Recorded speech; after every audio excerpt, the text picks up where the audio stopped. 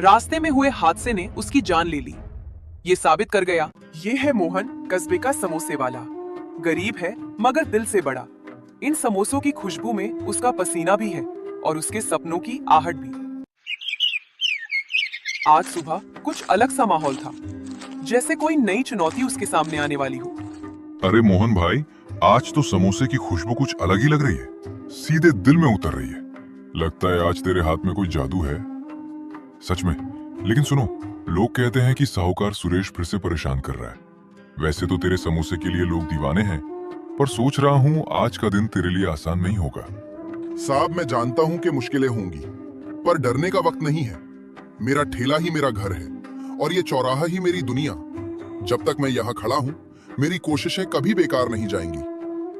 वाह, मसाले का जायका गजब है। सच में तेरे हाथ में जादू है। ये समोसे खाने के बाद तो सुबह का आलस्य भी दूर हो जाता है। हाँ सच में।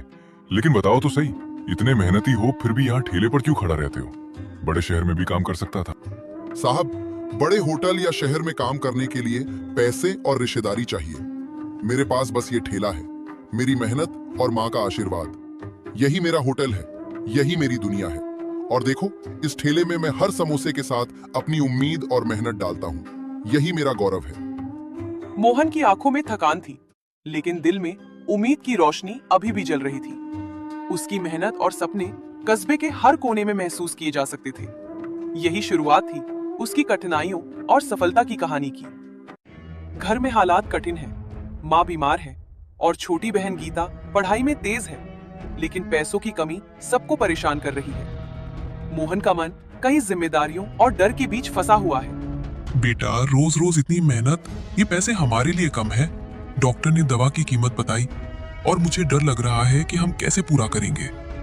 अम्मा, चिंता मत करो, मैं कुछ ना कुछ रास्ता निकाल लूंगा। आपकी सेहत और गीता की पढ़ाई मेरे लिए सबसे पहले है। चाहे कितनी भी मुश्किल आए, मैं हार नहीं मानूंगा। भैया, अगर पैसे नहीं आए तो हमारा घर भी तो खतरे में है और आप इतने थक गए हो। कभी कभी मैं सोचती हूँ पढ़ाई छोड़ दूं, घर का काम संभाल लूं। गीता, ऐसी बातें मत करना। तेरी किताबें ही मेरा सपना है। तेरी पढ़ाई रुकेगी नहीं। मैं तुम्हारे लिए सब कुछ करूंगा। घर, पढ़ाई, माँ की सेहत, सब मेरी जिम्मेदारी है। मैं तुम्हें कभी निराश नहीं होने दूंगा। खुदा तुझे सलामत रखे बेटा। तेरी मेहनत बेकार नहीं जाएगी। तेरी लगन और ईमानदारी हमारे लिए सबसे बड़ी ताकत है। मोहन के चेहरे पर चिंता थी, लेकिन उसकी आंखों में उम्मीद भी झलक रही थी। यही परिवार के लिए उसकी सच्ची लगन थी, जो उसे हर मुश्किल से लड़ने की ताकत देती थी। साहूकार सुरेश ने मोहन के घर पर कब्जा करने की धमकी दी। मोहन का परिवार खतरे में था और उसका मन घबराहट और हिम्मत के बीच फंसा हुआ था। सुरेश क्रूर और ऊंची आवाज में, मोहन, तुमने समय पर कर्ज नहीं चुकाया। अब सोच लो, अगर अगले हफ्ते तक भुगतान नहीं किया तो तुम्हारा घर मेरा हो जाएगा। ये मौका तुम्हारे लिए आखिरी है। मैं समझता हूँ कि आप मुझे डराना चाहते हैं, लेकिन मैं हार नहीं मानूंगा। ये घर और मेरी माँ का इलाज मेरी प्राथमिकता है। मैं अपने परिवार को कभी अकेला नहीं छोड़ूंगा। हार नहीं मानूंगा। तू तो गरीब है, गरीब का कोई हक नहीं होता। मेहनत कर लेना, पर मेहनत से घर तेरा नहीं होगा। याद रखो, दुनिया में सिर्फ ताकतवर जीते हैं। साहब, ताकतवर वही है जो अपने परिवार की रक्षा करता है। गरीब होना मेरी कमजोरी नहीं, बल्कि मेरी चुनौती है, और मैं इस चुनौती को स्वीकार करता हूँ। मैं हार नहीं मानूंगा, चाहे जो भी हो जाए। बेटा साहस दिखा रहा है, लेकिन याद रखना, हमें भी समझदारी से काम लेना होगा। भैया, आप हमारे लिए हमेशा लड़ते रहे। मैं जानती हूँ कि आप कोई भी मुश्किल आसान कर सकते हो। अब हमें सिर्फ आपका साहस चाहिए। मोहन गिरा हुआ महसूस कर रहा था। साहूकार की धमकी उसके सामने भारी लग रही थी, लेकिन उसकी हिम्मत, परिवार के लिए उसका प्यार और सपनों की आग उसे रोक नहीं सकती थी। यही वो पल था जब मोहन ने अपने अंदर की ताकत महसूस की। सुबह का समय था और गीता स्कूल जाने के लिए तैयार नहीं दिख रही थी। मोहन ने तुरंत उसकी ओर देखा और चिंता में पड़ गया। तुम आज स्कूल क्यों नहीं गई? जल्दी तैयार होकर चलती क्यों नहीं? क्या हुआ? भैया, आज स्कूल नहीं जा सकती। कल स्कूल वालों ने मुझे पूरे दिन खड़ा रखा था और पूरी क्लास के सामने उन्होंने मुझसे कहा कि जब तक फीस नहीं होगी तब तक मैं स्कूल नहीं आ सकती। और उन्होंने मेरे बारे में बहुत सारी बातें सबके सामने कह दी। मैं शर्मिंदा हो गई भैया। क्या उन्होंने ऐसा किया? गीता, ये तो बहुत गलत है। कोई भी बच्ची इतनी अपमानित नहीं होनी चाहिए। मुझे ये बात पता चलते ही मैं उनसे बात करूंगा। तुम डर मत, मैं तुम्हारा सामना करूंगा। भैया मैं बस डर गई थी। सबके सामने मुझे बहुत बुरा लगा। मैं पढ़ना चाहती हूँ, पर ये सब झेलना बहुत मुश्किल है। गीता सुनो, ये केवल एक बाधा है। मैं तुम्हें स्कूल भेजूंगा और तुम्हें किसी तरह की शर्मिंदगी नहीं होने दूंगा। हमारी मेहनत और तुम्हारी पढ़ाई को कोई रोक नहीं सकता, समझी? मैं तुम्हारे साथ हूं हमेशा। मोहन का मन भारी था। उसे पता था कि पैसे की कमी उनके परिवार के लिए कितनी बड़ी समस्या बन सकती है, लेकिन उसने हार नहीं मानी। उसकी हिम्मत और गीता के प्रति प्यार उसे आगे बढ़ने की ताकत दे रहे थे। यही वो पल था जब मोहन ने ठान लिया कि गीता की पढ़ाई किसी भी हाल में रुकेगी नहीं। मोहन अपने ठेले पर खड़ा था। तभी कस्बे की ओर से एक अनजान व्यक्ति ने कदम बढ़ाए। उसकी मुस्कान में रहस्य था और आंखों में कुछ कहना।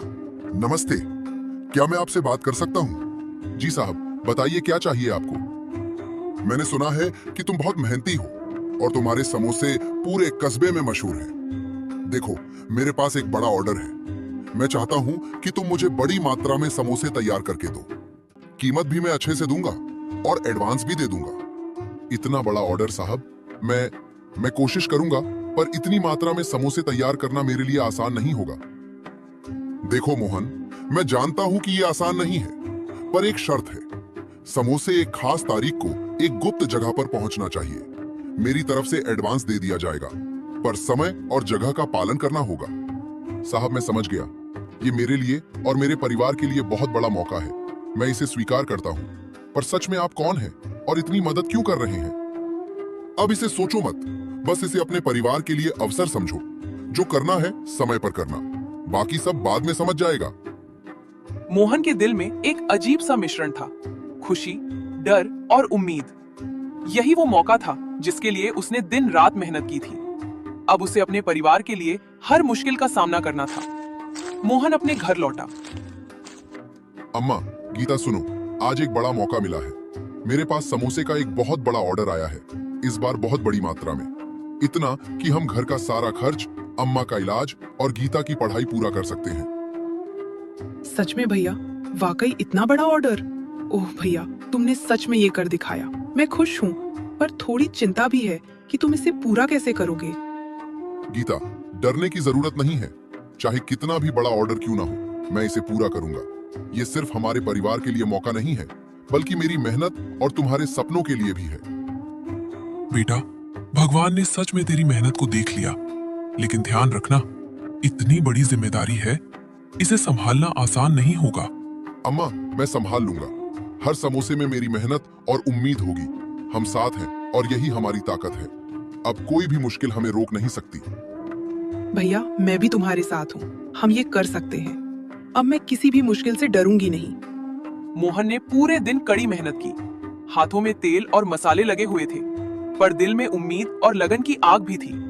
वो जानता था कि ये मौका उसके परिवार के लिए बहुत महत्वपूर्ण है। मोहन गुप्त जगह पर पहुंचा। हाथ में समोसे की टोकरी थी और दिल में हलचल। तभी वही रहस्यमयी व्यापारी सामने आया।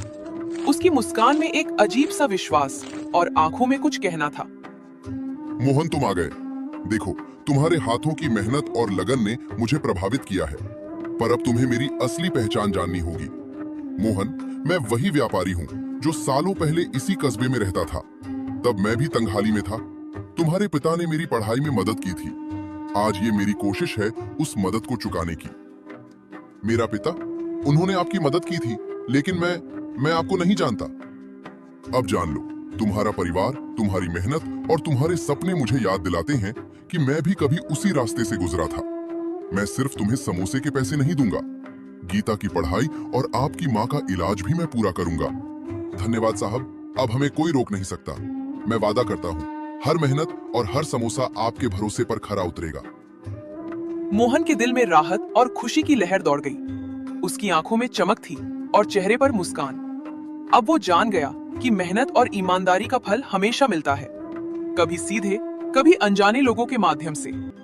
अब घर लौटकर उसे अपनी माँ और गीता को बताना था कि व्यापारी ने क्या कहा। अम्मा गीता, आज का दिन सच में बहुत खास था। मैंने सारे समोसे तैयार किए और व्यापारी के पास पहुंचाया। वहां जो हुआ सुनकर तुम्हें भी खुशी होगी। भैया सच में उसने सारे समोसे लिए और उसने पैसे भी दिए। हाँ गीता, पैसे तो दिए ही, पर उससे भी बड़ी बात, उसने अपनी असली पहचान बताई। वो वही व्यापारी है जो सालों पहले हमारे कस्बे में रहता था, और उसने कहा कि तुम्हारे पिता ने उसकी पढ़ाई में मदद की थी।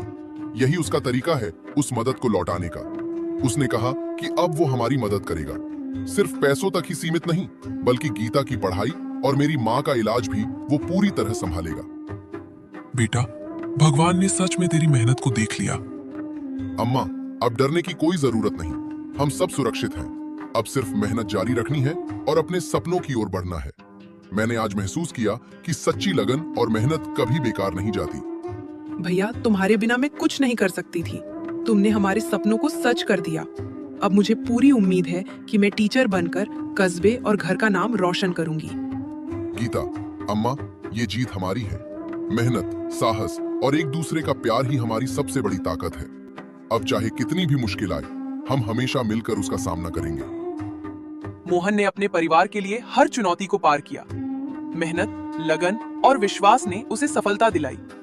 घर में खुशी और राहत की लहर दौड़ गई। ये वो पल था जब मोहन ने महसूस किया कि परिवार के लिए की गई मेहनत और सच्चे दिल का प्रयास किसी भी मुश्किल को पार कर सकता है। यही वो समय था जब उनके घर में उम्मीद और खुशियों का उजाला फैल गया।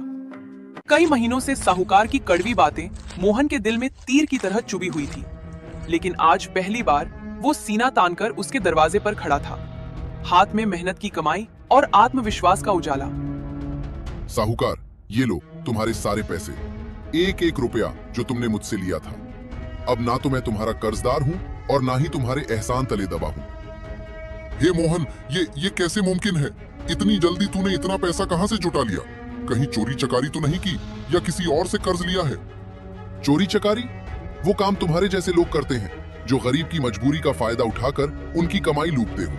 मैं मेहनत करता हूँ, पसीना बहाता हूँ, और रही बात पैसों की, तो समझ लो ये मेरी मेहनत और भगवान की दया का फल है। ज्यादा अकड़ मत दिखा मोहन, मैं तुझ जैसे कितनों को देखा हूँ। आज पैसे लौटा दिए तो क्या, कल फिर आकर मेरे पैरों में गिरना पड़ेगा। नहीं साहूकार, अब वो दिन कभी नहीं आएगा। आज मैं तुम्हें बता दूं, गरीब चाहे कितनी भी मुश्किल में हो, अगर मेहनत करने की ठान ले तो किसी के आगे झुकता नहीं। तुम सोचते थे कि मैं हमेशा तुम्हारे कर्ज तले दबा रहूंगा, लेकिन देख लो, आज मैं तुम्हें आंखों में आंखें डालकर जवाब दे रहा हूं। ये लड़का तो हाथ से निकल गया। और सुन लो साहूकार, अब कस्बे का कोई भी गरीब तुम्हारे जाल में नहीं फंसेगा। जिस दिन सबको समझ आ गया कि मेहनत ही सबसे बड़ा सहारा है, उस दिन तुम्हारी ये दुकान खाली रह जाएगी। मोहन बाहर निकल गया और पीछे छोड़ आया उसकी अकड़ और घमंड को। साहूकार के मन में जब से मोहन ने उसे पैसे लौटाकर इज्जत से खड़ा कर दिया था, तब से खींच और घमंड की आग और भड़क उठी थी। अब वो घर लौटकर अपनी पत्नी के पास बैठा। उसकी आंखों में बदले की परछाइयां थी। कहती क्या हो, आज उस छोटे से लड़के ने मुझे खुली चुनौती दे दी। सोचो तो सही, कैसे वो इतना जल्दी इतना पैसा जुटा ले गया। मुझे कुछ तो गड़बड़ लग रही है, ये सब सहन नहीं किया जा सकता। अरे तुम इतना क्यों परेशान हो रहे हो? उसने तो बस तुम्हारा कर्ज चुका दिया, आखिर क्यों इतना क्रोध? कस्बे में लोग क्या कहेंगे अगर तुम किसी को बिना वजह परेशान करोगे? तुम बात समझती नहीं हो, ये सिर्फ पैसा नहीं, ये इज्जत का मामला है। किसी गरीब ने मुझे आंख में आंख डालकर जवाब दिया और मैं उस अपमान को सहन नहीं कर सकता। मैं उसे सबक सिखाऊंगा। कल मैं कुछ कागजात बनवाकर उसके घर पर जाऊंगा और साबित कर दूंगा कि पूरा घर मेरे अधीन है। कागजात? ये ठीक नहीं है। लोग क्या कहेंगे अगर कोई सच सामने आ गया, और अगर मामला अदालत तक गया तो तुम जानते हो ना कि ऐसे रास्ते खतरनाक होते हैं। ये मेरा अधिकार है, मैं कस्बे का साहूकार हूँ, मेरे पास संसाधन है, लोग मेरे इशारे पर चलते हैं। तुम चिंता मत करो, मैं सब संभाल लूंगा। अगले ही हफ्ते में कुछ सही कागज लेकर उसके घर जाऊंगा और फिर देखना वो कितना बड़ा आदमी बनेगा। पर अगर सच्चाई सामने आ गई, अगर भगवान ने उसे बचाया, तो मेरे दिल को अच्छा नहीं लग रहा। हमें किसी की जिंदगी में और दर्द नहीं बढ़ाना चाहिए। तुम्हारा डर तुम्हें छोटा बनाता है। दुनिया में वही जीतता है जो खतरा उठाता है। तुम देखो, मैं अपना हक ले लूंगा और उस बच्चे को ऐसा सबक दूंगा कि वो फिर कभी किसी के सामने ना उठे। साहूकार अपने लालच और घमंड में नकली कागज बनवाकर मोहन का घर हड़पने निकल पड़ा, मगर किस्मत को कुछ और ही मंजूर था। रास्ते में हुए हादसे ने उसकी जान ले ली। ये साबित कर गया कि गलत करने वालों का अंजाम हमेशा बुरा ही होता है।